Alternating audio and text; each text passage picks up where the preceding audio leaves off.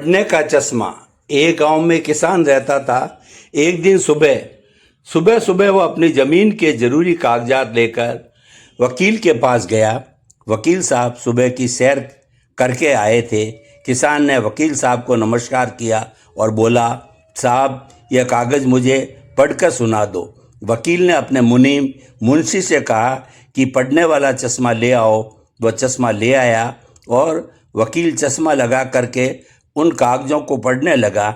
इसी समय किसान ने सोचा कि मैं जितने पैसे वकील को कागज पढ़वाने को दूंगा उतने पैसे मैं स्वयं ही पढ़ने वाला चश्मा खरीद लूंगा। उसने तुरंत वकील साहब से कहा, आप मेरे कागज वापस कर दो, अभी मुझे कागज नहीं पढ़वाने हैं। वकील ने चुपचाप कागज वापस कर दिए।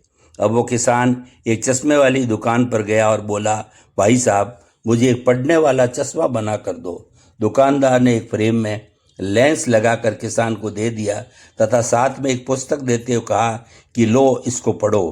किसान ने चश्मा लगाया और पढ़ने की कोशिश करने लगा, लेकिन थोड़ी देर बाद कहने लगा कि इससे तो नहीं पढ़ा जा रहा है। दुकानदार ने और दो चार चश्मे दिए, वो किसी से नहीं पढ़ पा रहा था।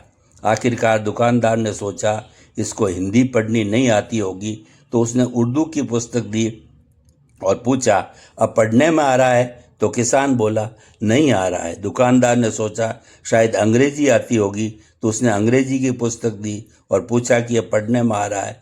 फिर किसान ने कहा नहीं आ रहा। तब दुकानदार ने झुंझला कर पूछा कि महाराज कितनी क्लास पढ़े हो?